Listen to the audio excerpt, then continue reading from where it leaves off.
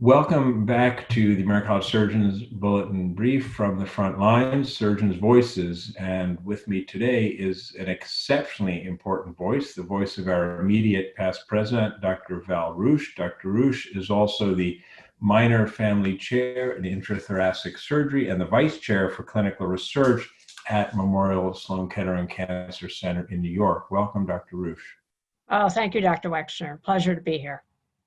Well, it's a pleasure having you back. You did an exceptional job during an incredibly unique, challenging presidential year, which recently ended at the beginning of the annual clinical congress, annual virtual clinical congress. And I would like to discuss with you one particular initiative, which again was very unique and a hallmark of your presidency in your formation of the communications group and the dissemination, well, the synthesis of information and then the dissemination of data, guidelines, and the like from the American College of Surgeons. So perhaps you could just walk us through that process, your thoughts behind it when you convened the group. Oh, well, thank you again. I think that this was really an incredibly interesting and important initiative for the college, which came about in mid-March at a point in time when there was so much information and inaccurate information circulating in both the standard media and social media. And it was really hard to know what to believe as a physician. And what really struck me around that point in time as the pandemic was reaching its height here in New York was the fact that my colleagues in critical care were getting their information through an informal email circuit that was occurring around the world amongst intensivists, critical care physicians, and surgeons. And it struck me that we really needed to provide surgeons with vetted information that they could depend upon in order to make decisions about patient care, and also respond appropriately to the call to ramp down elective surgical cases that went out from the CDC and the college in mid-March. So that was the initial impetus for developing the COVID-19 bulletin and reactivating the Regental-based communications committee. If there was one thing that we all needed to have, it was rapid, dependable communication with evidence-based directives about what we should be doing as surgeons. Well, you certainly left a tremendous legacy because although that group may have existed in the past, I don't believe it was ever quite as active either in terms of frequency or scope and depth of activities or perhaps even dissemination of information. I could be wrong, obviously, but I think that this was a unique time. However, I think that it's going to last because I think the fellows enjoy getting that information on a regular basis. So perhaps if you could tell us a little bit about the composition of the group and the type of information being looked at now that COVID-19 is in a different stage. I certainly wouldn't say behind us, but in a different stage of its evolution. Yes, well, I certainly can't take all of the credit. I think that a great deal of credit is due to the other regents, to officers such as Tyler Hughes, who was very active in the communities through this period of time, making sure that information got disseminated, and especially to David Hoyt as executive director, who really brought the entire college staff together. And to Corey Ashford as our director of ACS communications and her colleagues in that division of the college really put this together in an incredibly rapid fire manner twice a week. So that was really the first step in disseminating information to the fellows and the members of the college.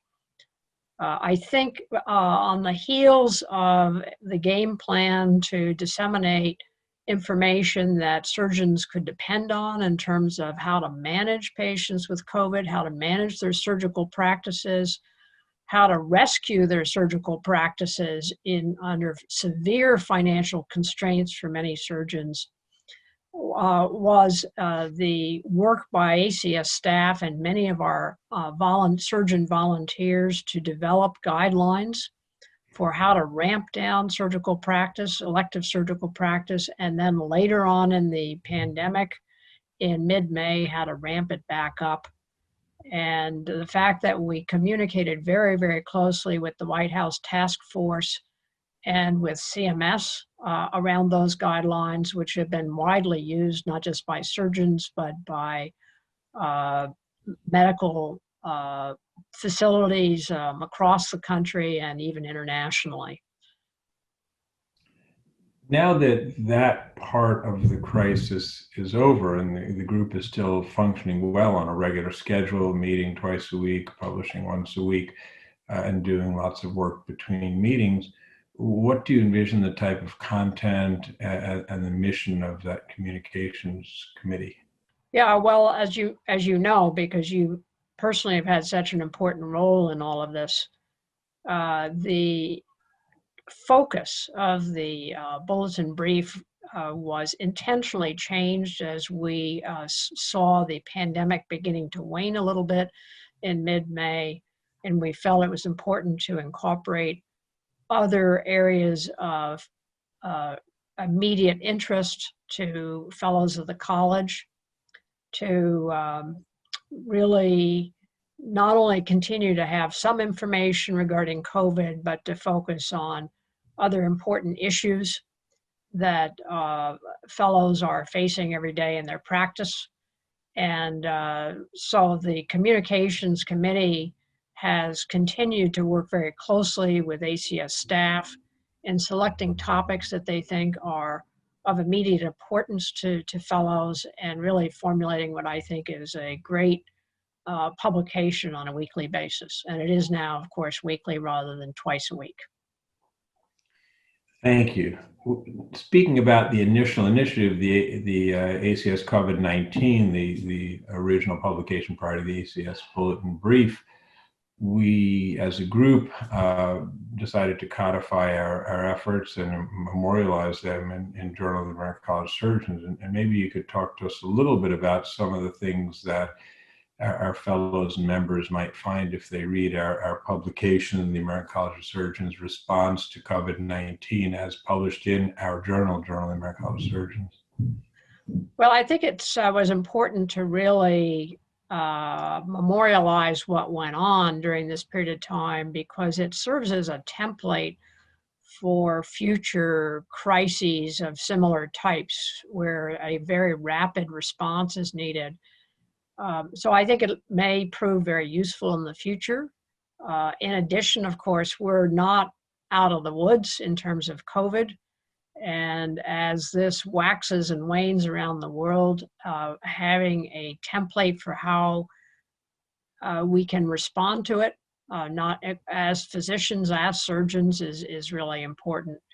So in addition to the communication strategy, there were a host of other initiatives that went on during this period of time that I think are here to stay as well.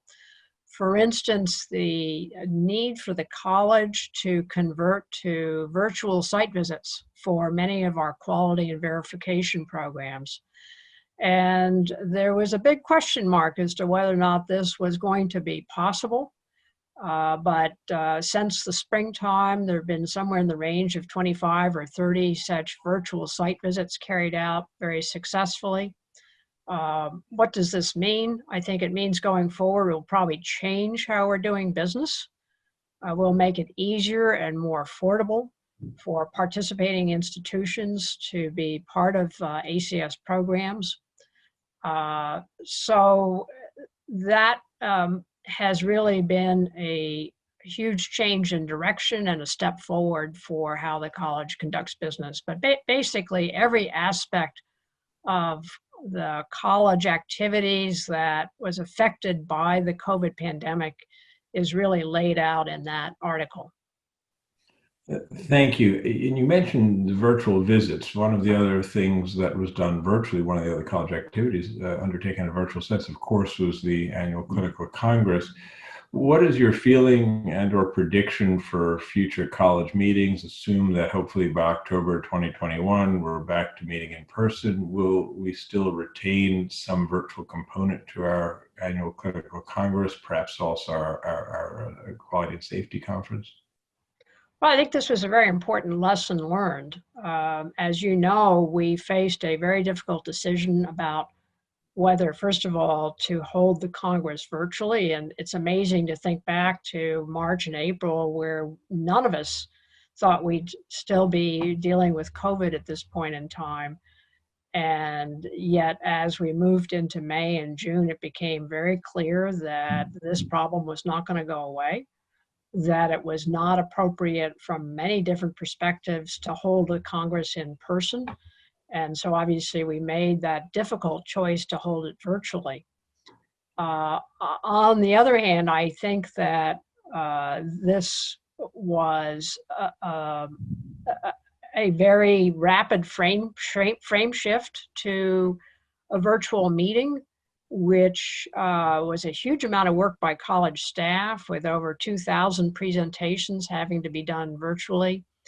And a discussion initially around, well, could we really hold the entire 5 days, including the scientific forum on Saturday and Sunday, plus all of the other educational meetings on Monday through Wednesday? Was it going to be possible to put all that together?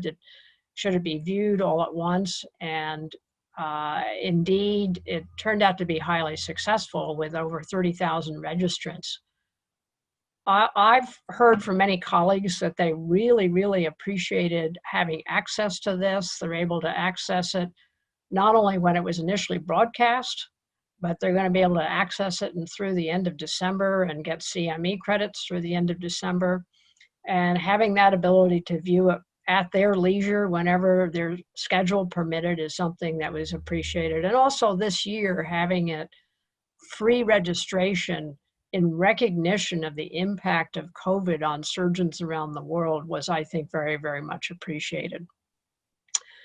So obviously, that's not going to be possible entirely to hold a free meeting in the future, but I do think that we've learned a lot of lessons from holding a virtual clinical congress, and I suspect that in the future, if we're able to meet in person next year, that we're going to need to do some mix of in-person and virtual. Those many social events that occur at the clinical congress, I think those are not done quite as well virtually as they are in person. It's hard to really replace those. And they're events that all of us really enjoy and appreciate. But much of the scientific material and the educational material, having the opportunity to view that virtually at your leisure is a very important asset. And I think we'll find a way to retain that once we've analyzed what worked and what didn't work this year. Thank you. Well, I certainly got to firsthand admire and benefit from your inspirational leadership and your vision and wisdom. You took us through a storm that was certainly unprecedented during my lifetime and hopefully won't be repeated during my lifetime, but took us through beautifully as if we were sailing in smooth water. So thank you for all the lessons that I learned from you. Any other comments you'd like to make before we wrap up today? No, I think that hits the highlights. I want to extend my thanks to you for being the maestro of all the interviews in the Bulletin Brief, and my congratulations to you becoming Vice Chair of the Board of Regents. Well, thank you. I have some very substantial footsteps to follow, including, of course, yours as chair of Board of Regents a few years ago, and Beth Sutton this past year, and Scott as vice chair, and many others before me. But that's what we do as surgeons, is try and emulate our mentors and try and make them proud. And I'll certainly try and make you proud in my new role. Thanks again. Thank you.